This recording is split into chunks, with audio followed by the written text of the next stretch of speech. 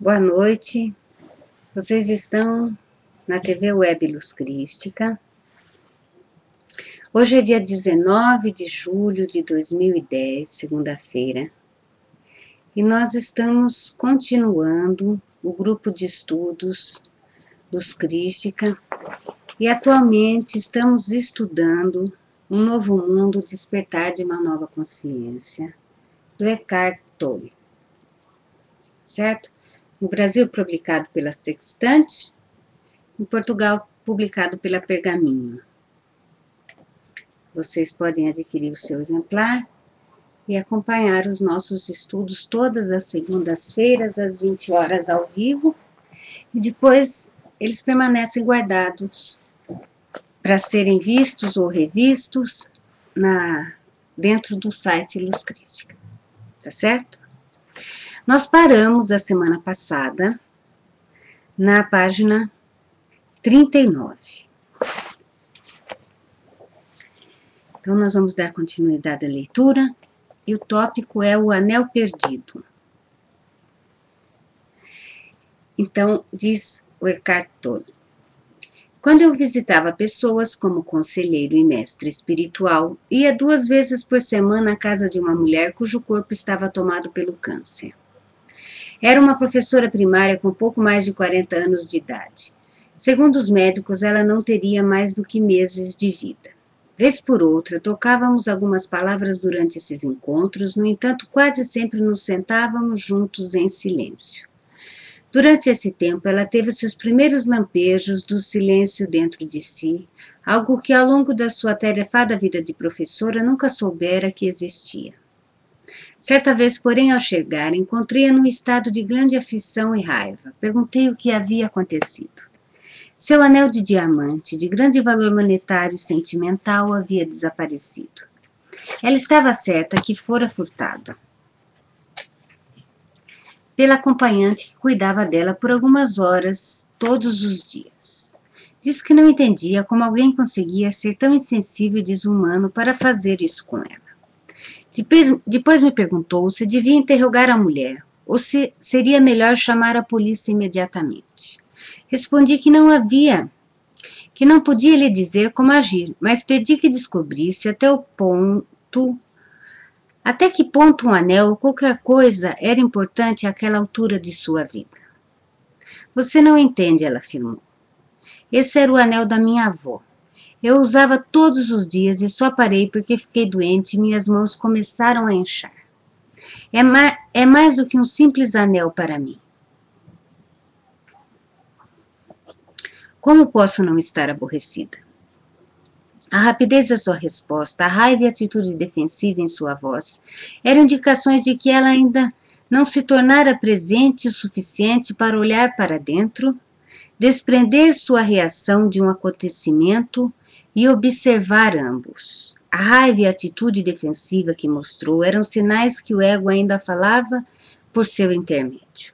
Eu disse: eu vou lhe fazer algumas perguntas, mas em vez de me dizer algo agora, veja se consegue encontrar as respostas dentro de você. Farei uma pausa depois de cada uma delas. Quando surgir uma resposta, talvez ela não venha necessariamente na forma de palavras. Estou pronta para escutar. Eu perguntei: você compreende que terá que abandonar o anel em algum momento, talvez brevemente? De quanto tempo mais você precisa antes de estar pronta para se desvencilhar desse apego? Você vai se sentir inferior quando isso acontecer? A pessoa que você é se tornou diminuída pela perda? Houve alguns minutos de silêncio depois da última indagação. Quando a mulher retomou a palavra, vi um sorriso no seu rosto e ela parecia em paz. A última pergunta me fez compreender algo importante. Primeiro, procurei uma resposta nos meus pensamentos e eles foram sim. É claro que você foi diminuída. Depois fiz a pergunta de novo a mim mesma. A pessoa que eu sou se tornou inferior? Desta vez, em lugar de pensar na resposta, tentei sentir. e de repente senti o ser. Isso nunca havia acontecido comigo antes. Eu posso sentir o ser tão fortemente, então o que eu sou não foi diminuído em nada. Ainda consigo sentir isso agora, algo tranquilo, mas muito vivo. Essa é a alegria do ser, expliquei. Você pode senti-la quando se desliga da sua cabeça. O ser deve ser sentido, não pode ser pensado. O ego não o conhece porque ele se compõe apenas do pensamento. Na verdade, o anel estava na sua mente como um pensamento que você confundiu com a percepção do ser. Você pensou que o seu ser ou uma parte dele estava nesse objeto. Seja o que for que o ego busque e que se apegue, isto é um substituto do ser que ele não consegue sentir. Você pode valorizar as coisas e se preocupar com elas. Porém, sempre que se prender a esses objetos, saberá que se trata de algo do ego. E nunca estará de fato atada a uma coisa, e sim a um pensamento, que contém algo como eu, mim, meu. Toda vez que você aceita completamente uma perda, o ego é suplantado e quem você é, o ser que é consciente dentro de si mesmo, aparece. Ela disse: agora compreendo uma frase de Jesus que antes não fazia sentido para mim.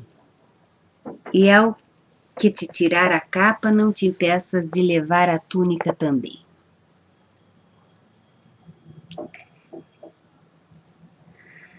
Está certo, concordei.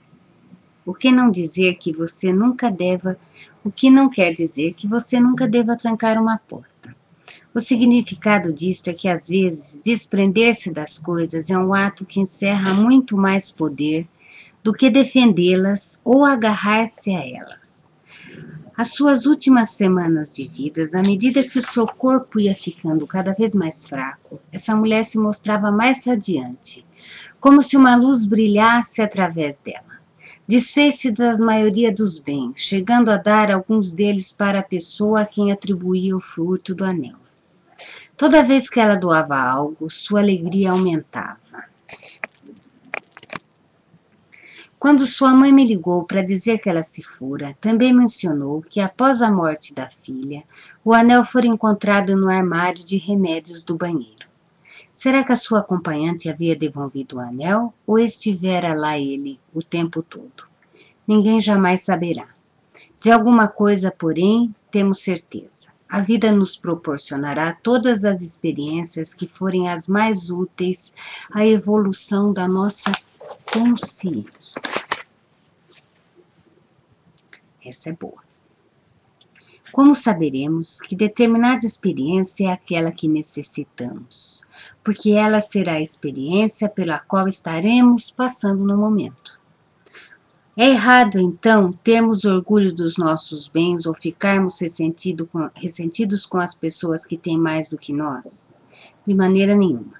Esse sentimento de orgulho, de precisar aparecer, o engrandecimento aparente por meio de mais do que e a sua diminuição por meio do menos que, não está certo nem errado. Isso é o ego. O ego não está errado, ele simplesmente não tem consciência disso. Quando observamos em nós mesmos, então começamos a superá-lo. Não devemos levá-lo muito a sério. Sempre que você detectar um comportamento egóico em si mesmo, sorria. Se possível, procure até mesmo dar uma risada. Como a humanidade pode aceitar isso por tanto tempo? Acima de tudo, saiba que o ego não é pessoal. Ele não é quem você é. Se você o considerar um problema particular, isso é apenas mais ego. A ilusão da propriedade. Possuir alguma coisa, o que isso realmente quer dizer? O que significa tornar alguma coisa minha? Se alguém parar no centro de uma grande cidade, apontar para o arranha-céu e dizer: aquele prédio é meu, sou o dono dele. Ou essa pessoa é muito rica, ou está se iludindo, ou é uma mentirosa. Em qualquer um desses casos, ela está contando uma história em que a forma do pensamento eu e a forma do pensamento prédio se fundem numa coisa só. É assim que o conceito mental de propriedade funciona. Se todo mundo confirmar a sua história, é porque deve existir uma papelada assinada que ateste o motivo pelo qual todos concordam com isso. A pessoa é rica. Caso ninguém aceite essa afirmação, ela será mandada a um psiquiatra, pois ou está tendo alucinações ou é uma mentirosa compulsiva. É importante reconhecer que a história e as formas de pensamento que a constituem, independentemente de todos concordarem com elas ou não, não tem nada a ver com o que a pessoa é. Ainda que a afirmação seja aceita, trata-se nos fins das contas de uma ficção. Muitos indivíduos não compreendem isso até estarem no leito de morte e constatarem que nada é exterior.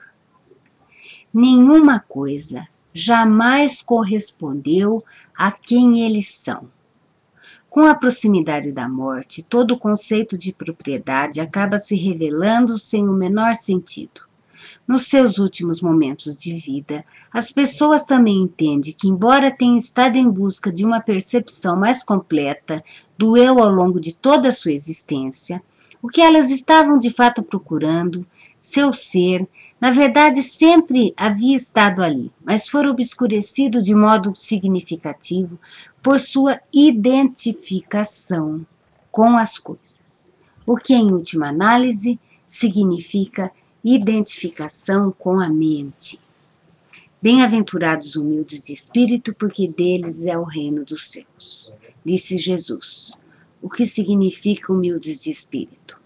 Nenhuma bagagem interior, nenhuma identificação, nenhuma relação com as coisas e com conceitos mentais que possuam uma percepção do eu. E o que é o reino dos céus? É simples, porém profunda. A alegria do ser que está presente quando abandonamos as identificações e nos tornamos humildes de espírito.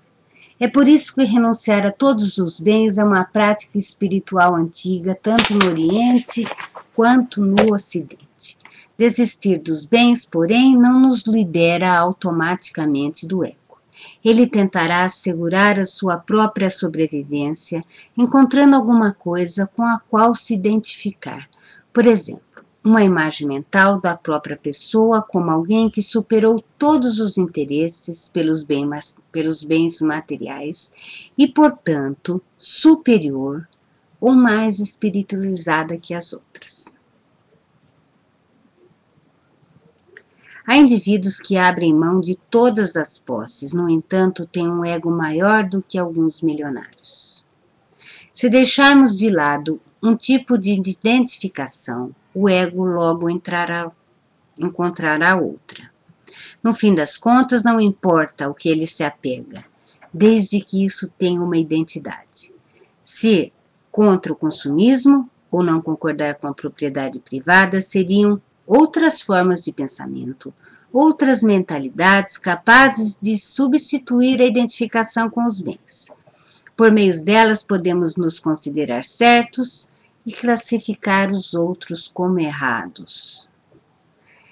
Como veremos adiante, estabelecer uma divisão deste tipo é um dos principais padrões mentais egóicos, uma das maiores demonstrações de inconsciência. Em outras palavras, o conteúdo do ego pode mudar. Todavia, a estrutura mental que o mantém vivo não se altera. Um dos pressupostos inconscientes é que, ao nos identificarmos com algo por meio da ficção da propriedade, a aparente solidez e permanência desse objeto material endossará nossa percepção do eu com mais firmeza e constância. Isso se aplica sobretudo aos imóveis e mais às terras, pois acreditamos que são os únicos bens que temos condições de possuir e que não podem ser destruídos. O absurdo de termos alguma coisa torna-se ainda mais evidente no caso da terra.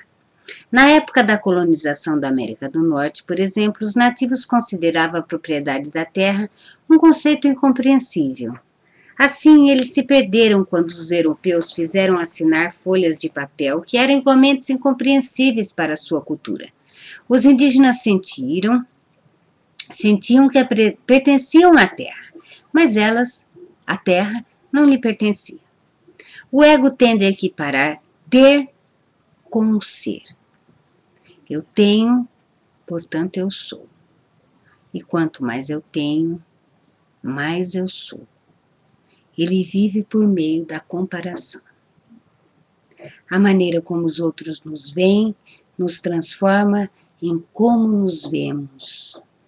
Se todas as pessoas vivessem em mansões ou fossem ricas, as casas luxuosas e sua riqueza não serviriam mais para destacar a sua percepção do eu.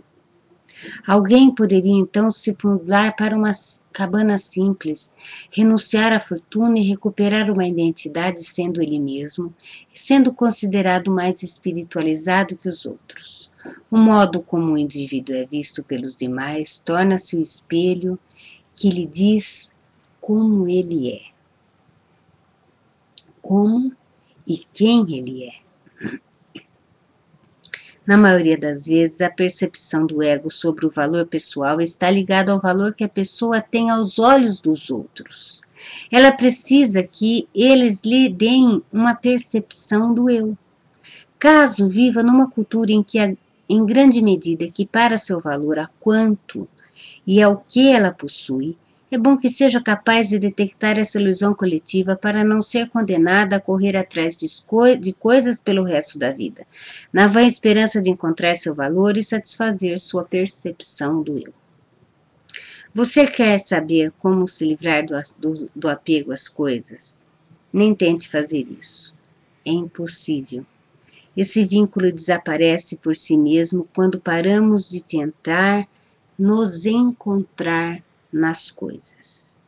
Esse meio tempo simplesmente tenha consciência de que está ligado a elas. Às vezes você pode não saber que está vinculado a alguma coisa, quer dizer, identificado com ela, até perdê-la ou sentir a ameaça da perda. Depois disso, você pode ficar aborrecido ou ansioso, porque o apego existe. Caso esteja consciente de que está identificado com algo, a identificação já não é mais total. Eu sou a consciência que está consciente que esse vínculo existe. Este é o começo da transformação da consciência.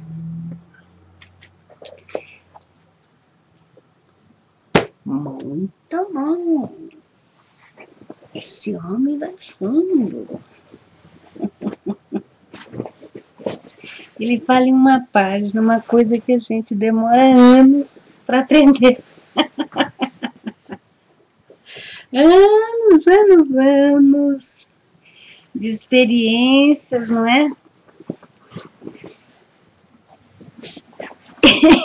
Ele condensa numa página uma sabedoria de vida. Vamos lá?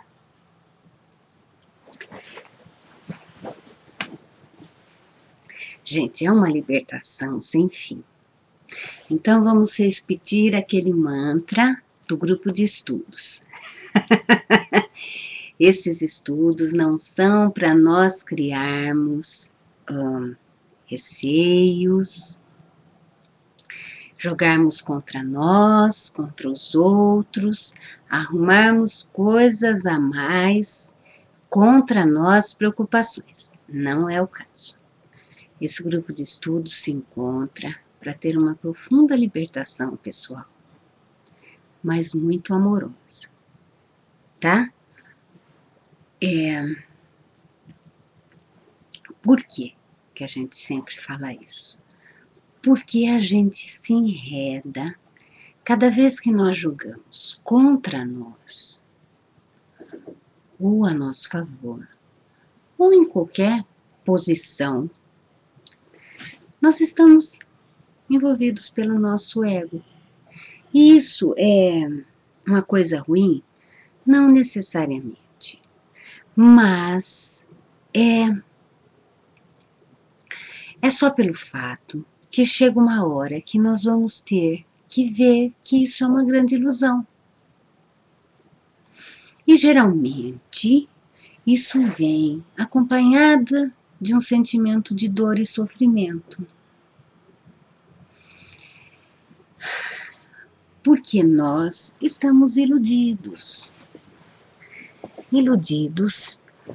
Mas, veja, eu gostaria que esse assunto fosse abordado numa profundidade interior de cada um. Não é aquela mesma nhanhanhã, uma ilusão, em maia, que a gente sempre escuta.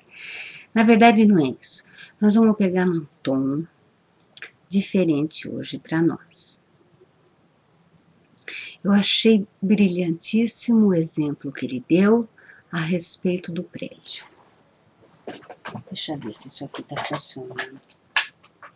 Não, mas eu já faço funcionar. Só um minutinho, por favor.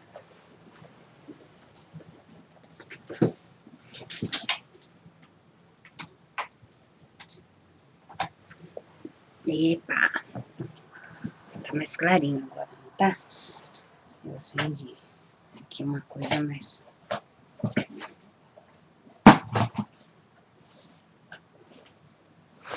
Estou iluminada.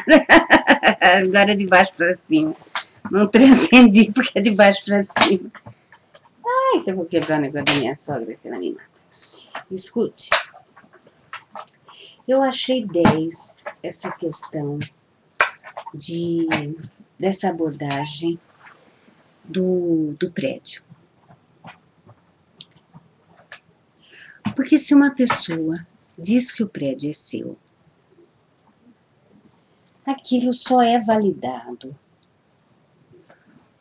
por um papel.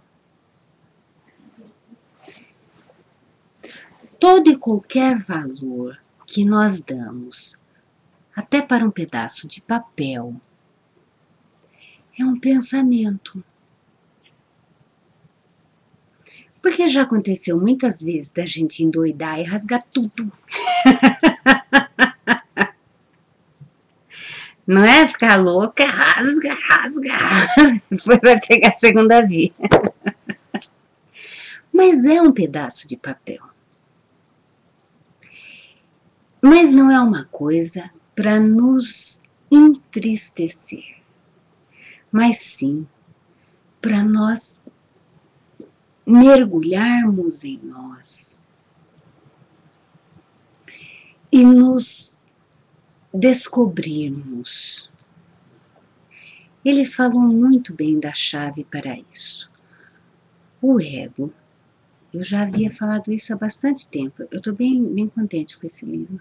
É bem, realmente, a nossa cara, não é? Tudo que faz uma balança, mais, menos, é ego. Certo?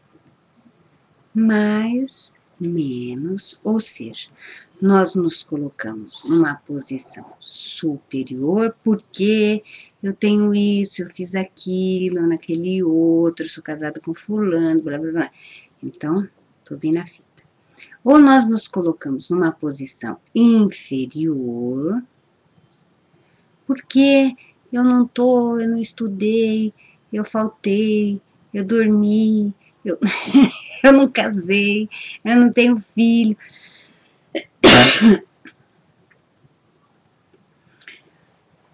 Então, nós estamos procurando nos identificar, nos encontrar, e veja que é um movimento natural de todo ser.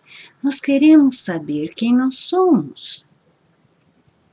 Só que nós nos validamos pelo externo. Então, nós temos um anel, não é? Nós gostamos do anel, ele pode ter até um valor material, ou um valor sentimental. Evidentemente que quando nós perdemos as coisas, nós sentimos. Eu gostava muito. Mas, quando nós nos identificamos, ou seja, quando nós nos sentíamos mais ou menos por causa deste anel, aí nós estamos no foco errado da nossa vida. Eu gosto muito do anel, mas ele não sou eu,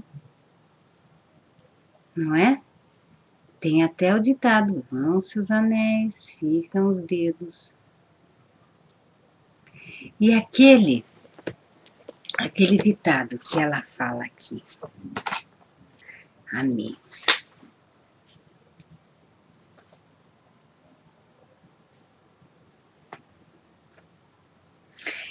Bem-aventurados humildes de espírito, porque deles é o reino. Não, antes. Desculpe. Agora compreendo uma frase de Jesus que antes não fazia sentido para mim. E ao que te tirar a capa, não te impeças de te levar a túnica também. Tradução. O movimento da vida que te levar a algo, não se sinta vendida.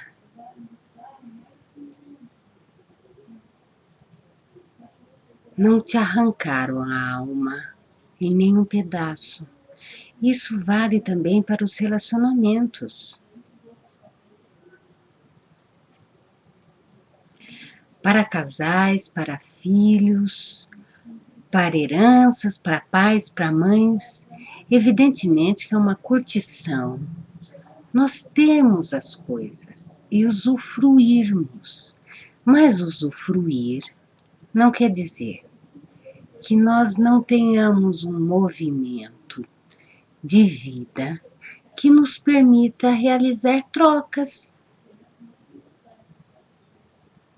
Às vezes vão-se algumas coisas, chegam outras. E mesmo quando chega o momento da morte, nós não estamos perdendo nada, nós estamos trocando.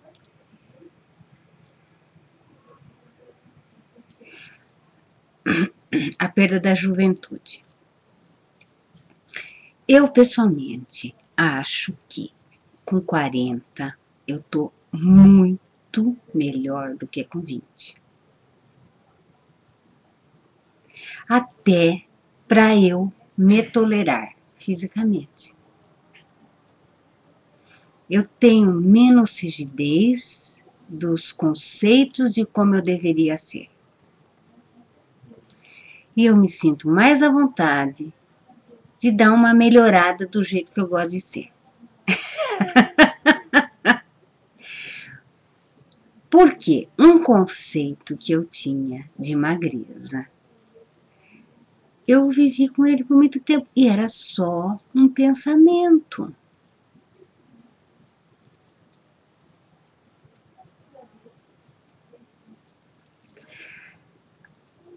Você fala, Carmen, aos 60, mas as limitações físicas estão chegando. E te surpreendendo. A minha avó vai fazer agora esse final de mês 101. O pessoal lá de casa, todos têm mais de 75. O que eles me falam é, olha, nós não deixamos de fazer nada, nós só fazemos mais devagar.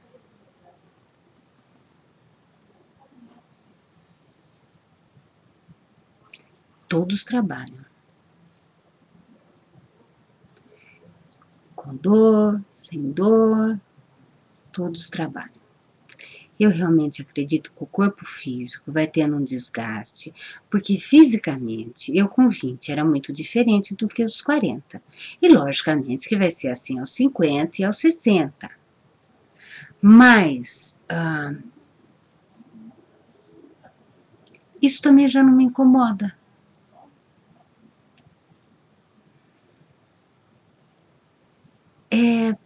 eu estou mais em paz comigo. Falo de mim, não é?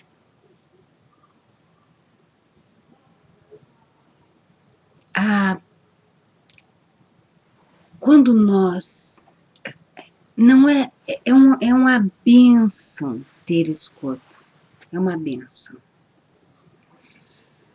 Mas quando já não for mais, a gente entrega. Não é? Vamos cuidar dele enquanto usufruímos dele. Mas nós não somos o nosso corpo físico. Nós não somos o que nós pensamos. Nós somos o que nós sentimos. Mas nós não estamos acostumados a sentir o que nós somos. E quando nós, por vezes, pensamos em nos ver, a primeira coisa que grita à nossa frente são os nossos defeitos. Parece que a gente só tem defeito.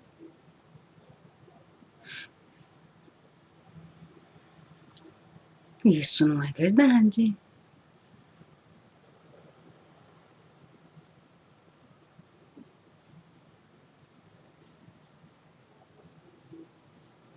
Nós não somos feitos de defeitos. Porque o que podemos achar que é um defeito pode ser uma qualidade mal calibrada. É tudo uma questão de calibração.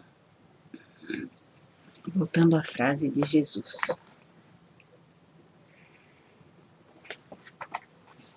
Que ele fala.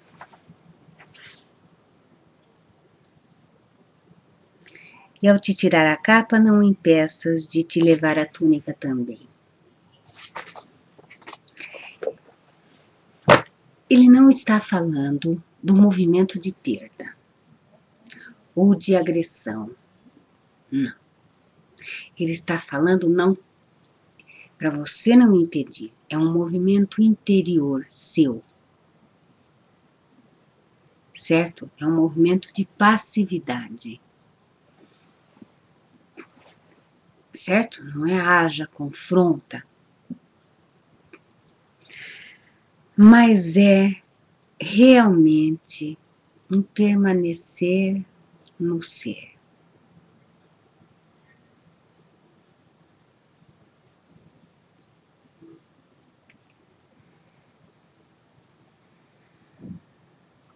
É nós sabermos, é nós sentirmos que independente da roupa que nós estamos, da casa em que moramos, do carro que nós temos, ou de nada disso,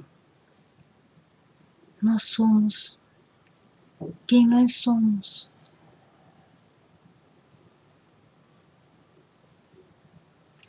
Porque quando chegar a hora de nós irmos, é isso que nós sentimos que nós somos, que nós vamos levar.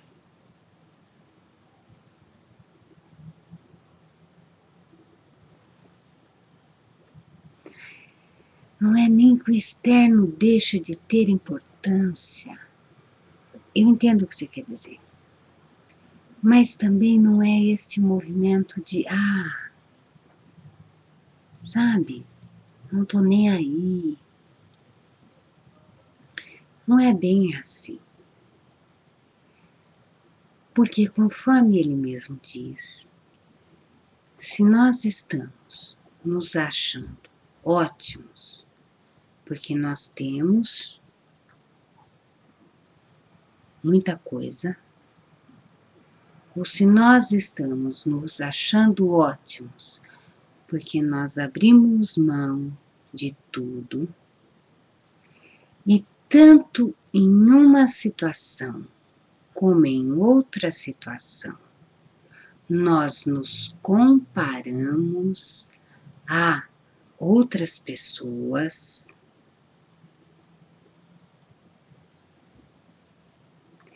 ou seja, Eu tenho dinheiro, essa probraiada não tem. Ou eu abri mão de tudo, sou desapegado, tô bem na fita espiritualmente e os outros lá não estão. Tudo que envolve a palavra mais ou menos é ego. E do que vale saber disso? É só para que quando a gente prestar atenção que nós estamos fazendo isso, que nós estamos nos comparando, ou que nós estamos medindo o nosso valor pelo que nós temos ou não temos, nós não estamos sendo nós.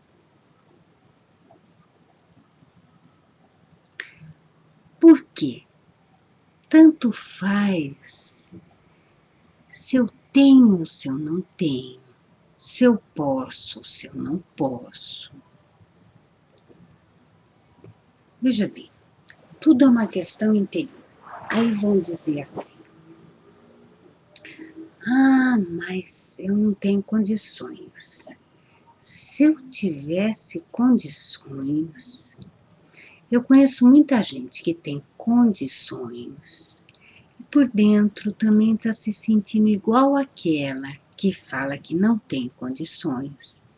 E se aparece alguma oportunidade dela viajar, ela não vai.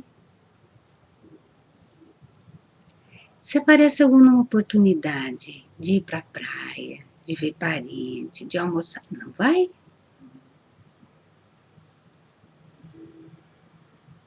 Não são as condições externas, não é?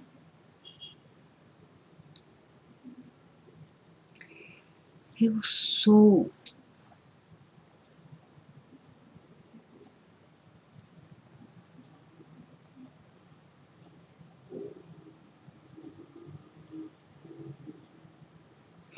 E esse movimento de interiorização não necessariamente quer dizer tristeza. Existem momentos que nós estamos mais calados, silenciosos, mas não tristes.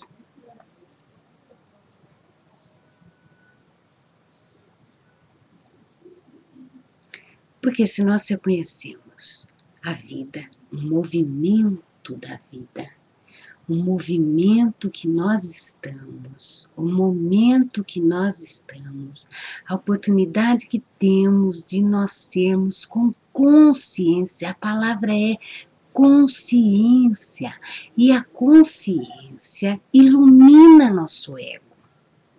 Ou seja, quando nós tomamos consciência das coisas, o nosso ego, que poderia ser mais trevoso, vamos dizer, que é o que está contra nós, que é aquele que inflama, que mantém os nossos pensamentos, os nossos apegos, os nossos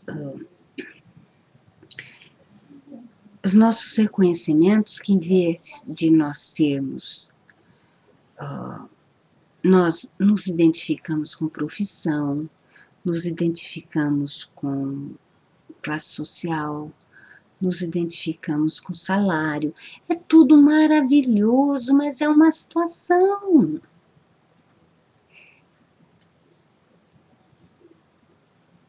É uma situação. Todo mundo tem dor no pé, entendeu? Independentemente de ter dinheiro ou não. O pé de todo mundo dói. É uma ilusão acharmos que não dói, que não se sente a dor de uma perda.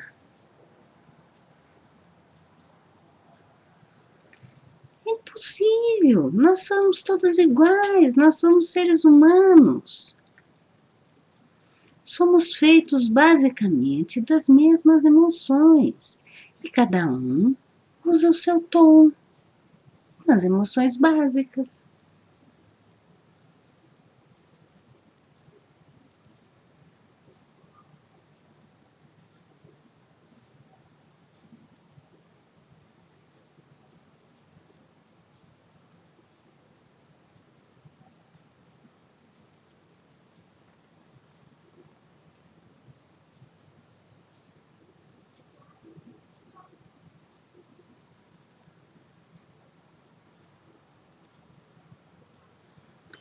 Como tirar boas notas, Ana? Ah, mas isso. Não, mas eu não tô falando de contra a vida. Não, não, não, não, não é contra a vida, é o contrário. Aproveite, aproveite, saboreie, mas saiba que é você, não é o seu emprego, não é o seu cargo que te faz uma pessoa. Mas, meu, é maravilhoso estudar, ter um ótimo emprego, ter uma família maravilhosa, mas com consciência. Por isso que esse negócio de espiritual fica uma coisa assim meio. Ah, não é isso. Não é isso. A palavra é consciência.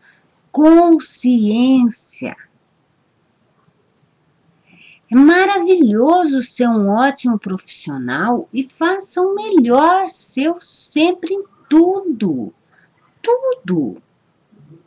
Mas quando o saco der, deu. Não, hoje eu não tô a fim de jantar com a sua mãe, entendeu? Tô cansada, vou deitar pra dormir. Ah, mas a tia vai falar, mas não sei quem vai falar. Não, tô cansada. Tô cansada.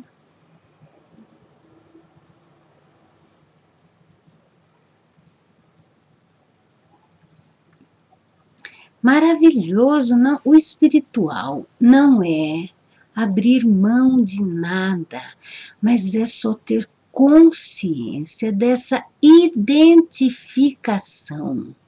Não há de se abrir mão de gozar das boas coisas da vida. Você quer mais gostoso do que você ir para a praia no chinelão lá no Rio, dar uma passeada. Tá bom.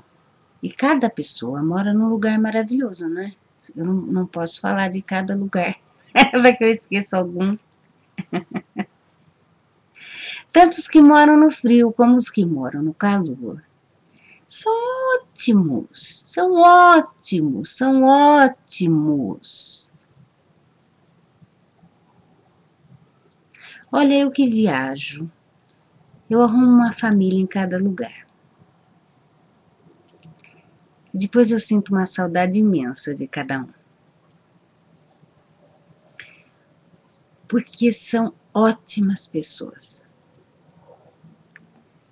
que fazem que o lugar seja maravilhoso. Mas se aquela pessoa não estiver mais lá, aquele lugar não vai ter graça para a gente voltar.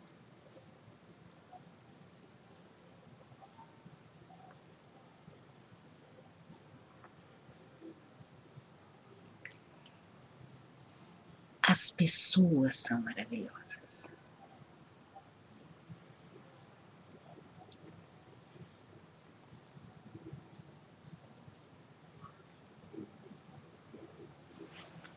Deixa eu ver, Jéssica.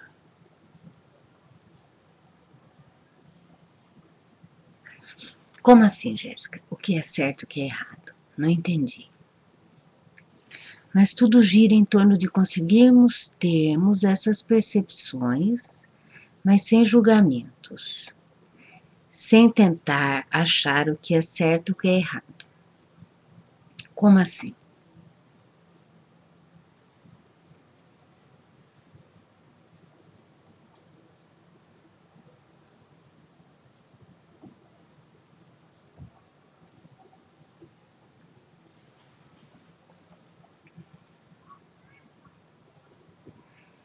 Ah, você fala comportamentos sociais. Ah,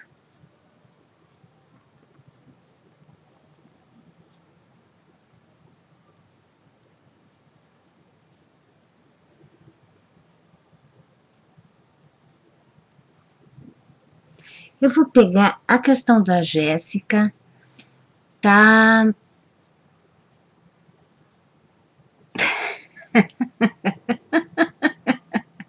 A Ruth tá falando que o Bira falaria que se tá certo ou errado, tudo é uma questão de encaixe. É verdade. Veja bem. O que se espera de nós?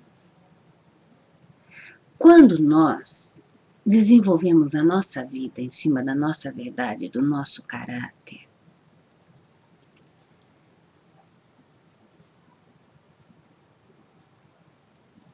nós temos um direcionamento em cima do nosso caráter, da nossa, enfim, da nossa vida. Nós temos um posicionamento. Então, a maioria das ações que nós tomamos é com base naquilo que nós acreditamos. Agora, nós agimos porque nós acreditamos ou porque nós achamos que os outros esperam que nós façamos ou não façamos aquilo.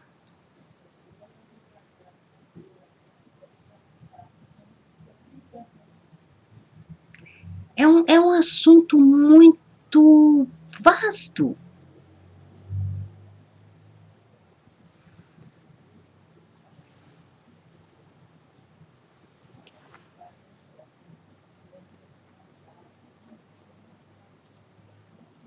Essa questão de certo e errado, tudo depende. Depende. Você sabe que a mão inglesa é dirigir para o lado esquerdo, não é?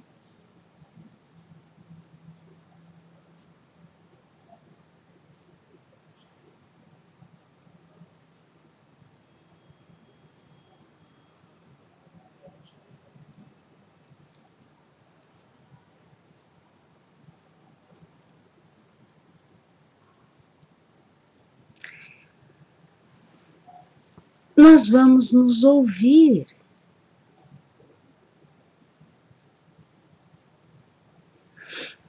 Eu não tenho filhos.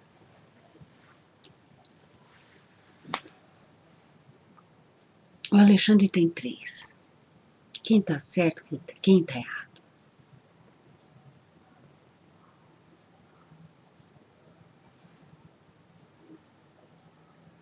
Isso realmente se precisa ter um certo e um errado.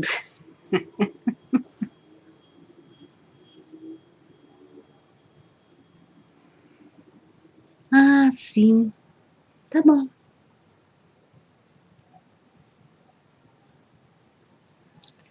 Ele não levanta a bandeira de ter filhos e eu não levanto a bandeira de não ter. É assim.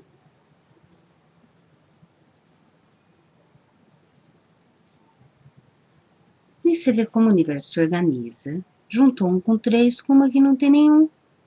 Tá ótimo, cachorro.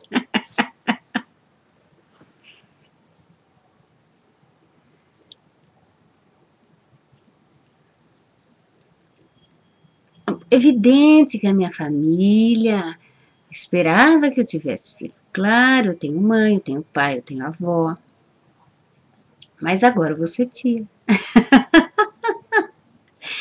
Minha mãe sabe desde que eu sou criança que eu não queria ter filho. Desde criança eu falava, eu não quero ter filho. E faz 40 anos que eu falo que eu não quero ter filho.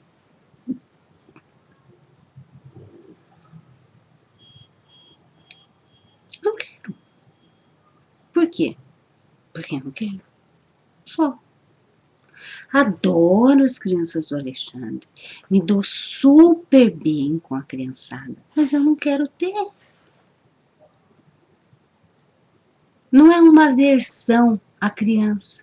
Eu só não quero ter. Mas por quê? Porque eu não quero, eu não sei. Eu não quero. Ué, é tão estranho para mim a mulherada que nasce com vontade de ser mãe, porque tem mulher que nasce com vontade de ser mãe. Que eu tenho amigas que são assim. E ter outras que nascem sem vontade de ser mãe. É muito, é a mesma esquisitice que eu vejo nelas ter essa vontade. Elas veem em mim a vontade de eu não ter. Não tem certo, não tem errado, eu só não quero. Ainda bem que a minha mãe tem outro filho, né? Que é meu irmão. Meu pai tem outro filho, meu irmão. Eu falei, mãe, guarda, espera um pouco mais, Pita tá aí, não é? E agora eu vim, teve o chá de bebê esse final de semana. Eu vou ser tia. Mas mãe, não. Até o momento, né? Que eu saio. Então, mas não tem certo e não tem errado. Não tem essa questão. Olha, gente, eu quando tinha 18 anos, eu tive uma oportunidade maravilhosa, mas não aproveitei. Agora estou com 60. Oh, como eu, eu me sinto péssima por isso. Que bobeira. A gente fez o nosso melhor a nossa vida inteira. Mesmo que anos depois a gente não concorde que era o melhor. É muita covardia da nossa parte, depois de 10 anos, olhar para trás, com uma cabeça de 10 anos a mais, com uma atitude de 10 anos a mais, uma experiência, com uma situação diferente, olhar para 10 anos atrás e falar que nós estávamos errados. A gente fez o que deu.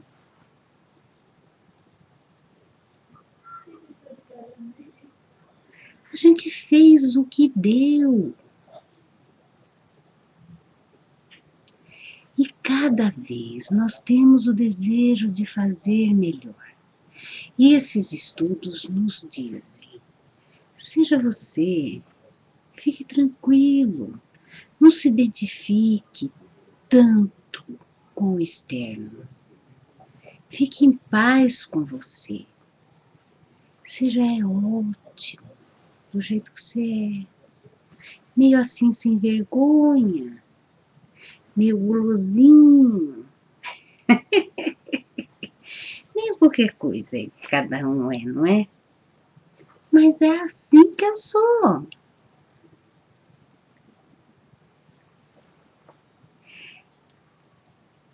Entendeu? Eu tenho aqui meu esqueminha, que é a minha cara,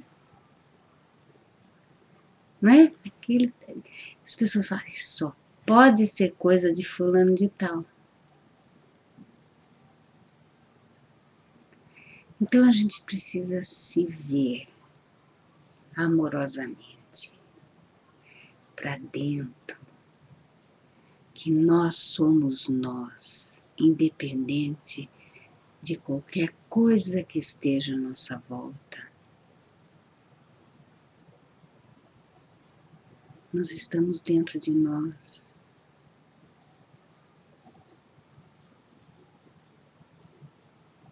Nós respiramos nós o tempo todo. E o que muda? A consciência disso. É só a consciência.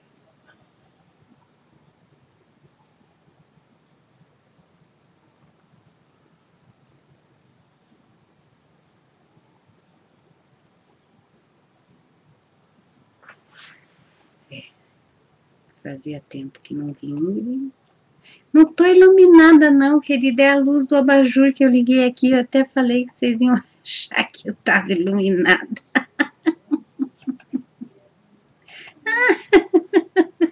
É o abajur da minha sogra, ó.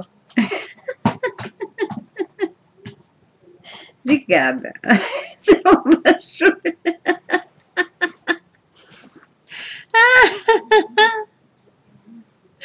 Ai, ai, ai. Se vocês estão vendo em mim, é porque vocês também têm. Porque a gente não vê aquilo que a gente não é. É o espelho.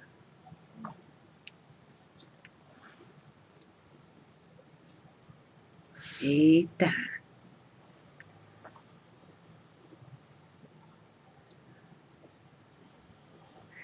Alguém que fala inglês, agradeça ao rapaz. Thank you, thank you.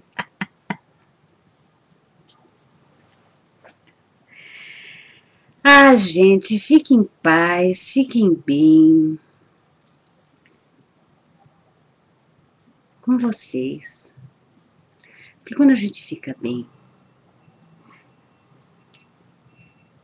a gente olha tudo à nossa volta com os olhos de bem.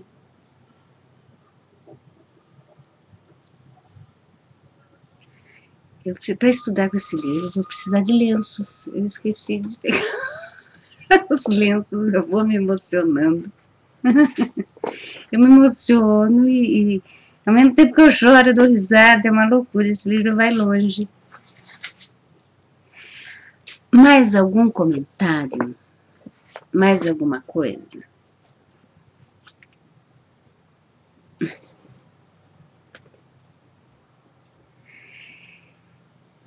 Vamos fazer o exercício essa semana de nos desidentificarmos. Vamos olhar para as nossas coisas e vamos vê-las, mas vamos ver se nós nos sentimos mais ou menos por termos elas em nossas vidas.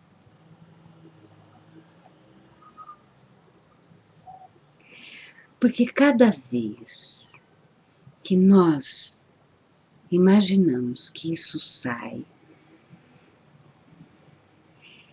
e nós tomamos consciência de que é só um pensamento de que isso era meu, porque não é meu, ele está comigo. Ele está, mas ele não é. Então nós podemos respirar, agradecer aquilo, mas mergulhar dentro de nós e ver que nós estamos plenos, nós conosco, independentemente daquilo. Nós não estamos perdendo nada nos nossos pensamentos, mas nós estamos nos reencontrando. Então vamos fazer o exercício essa semana de nos preencher de nós. Quando nós virmos algo que signifique muito, vamos imaginar que aquilo já não faz parte da nossa realidade, mas não é uma dor de perda, é um preenchimento de você com você, que é uma libertação que nos dá alegria para gozarmos da nossa vida e gozarmos a vida também. Tanto gozar dela como gozar ela. Então vamos nos preencher de nós essa semana.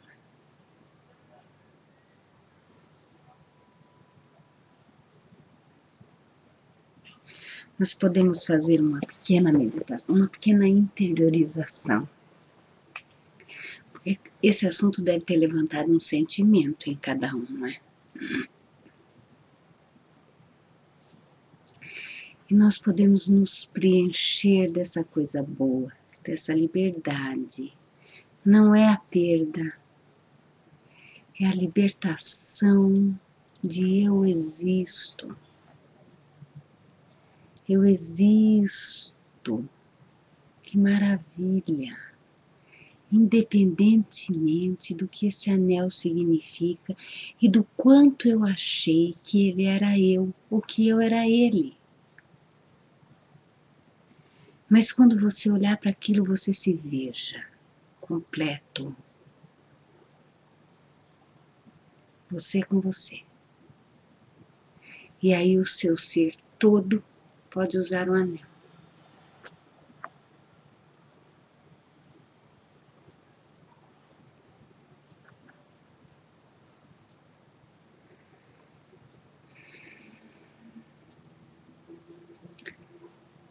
Até a semana que vem.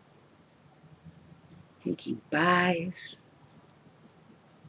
Namastê.